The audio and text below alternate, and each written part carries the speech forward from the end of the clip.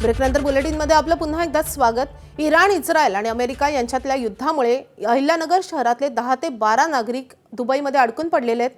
भारतीय नागरिक राहत असलेल्या हॉटेलजवळच ड्रोनचा हल्ला झाल्याची माहिती समोर येते। अनेक नागरिक ठिकठिकाणी अडकून पडलेले आहेत। दुबईमध्ये मोठ्या प्रमाणावर भारतीय पर्यटक हे अडकल्याची माहिती समजते।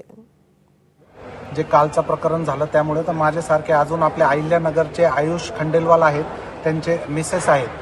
तर मी एक विनंती करतो महाराष्ट्र गव्हर्नमेंटशी का आम्हाला इथं काहीतरी सहकार्य करावं, जेणेकरून आम्हाला तिथं परत लवकरात लवकर महाराष्ट्रात येता येईल। तर आमच्यासारखे ऑलमोस्ट 20 ते 25 लोक जे आहेत ते ऑलरेडी आपल्याकडे आहेत। तर इथं जे आहे मी यांच्याबरोबर जाऊन यांचे व्हिडिओ घेतो आहे।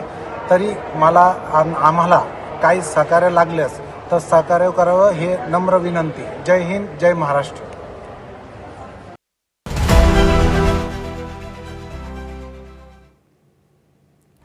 तर दुबईमध्ये पर्यटक मोठ्या संख्येने जात असतात।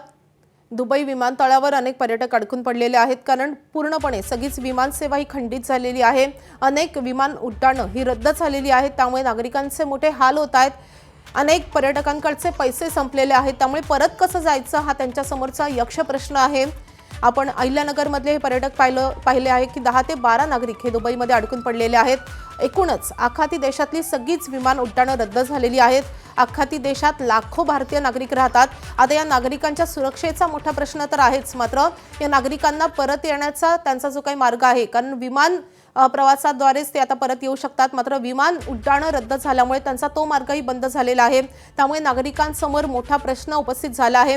जसं हे नागरिक जिथे राहत होते दुबईमध्ये, त्यांच्या जवळच्याच इमारतीवर हल्ला झालेला आहे।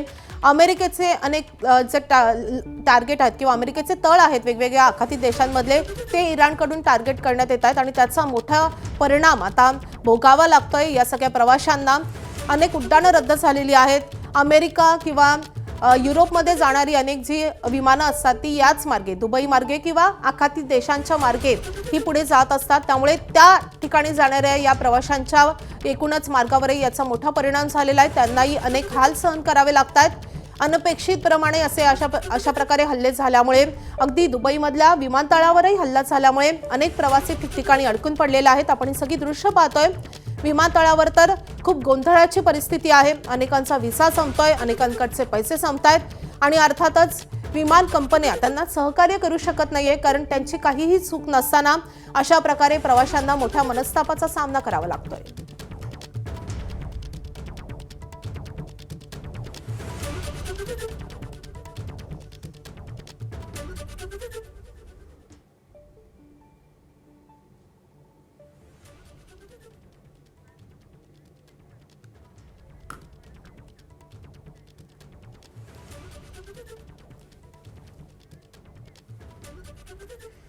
तर दुबईमध्ये अडकलेले महाराष्ट्रातले नागरिक धीरज नय्यर हे सध्या फोनवरून आपल्या सोबत आहेत। धीरज जी, तुम्ही कसे आहात? तुमच्या सोबत किती जण आहेत आणि तुम्ही सगळे कसे आहात?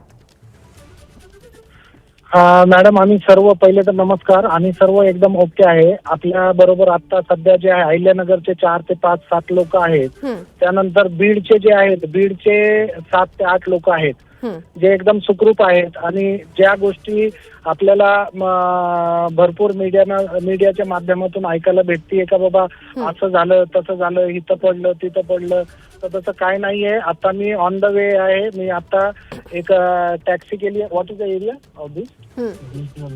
आल रफा एरिया पासून तर मी आता बुर्जुमानला चाललोय। तर ट्रॅफिक जे आहे ते म्हणजे कमी आहे, पण जे आहे ते सिटी जे आहे व्यवस्थित सुखरूप आणि सेफ आहे।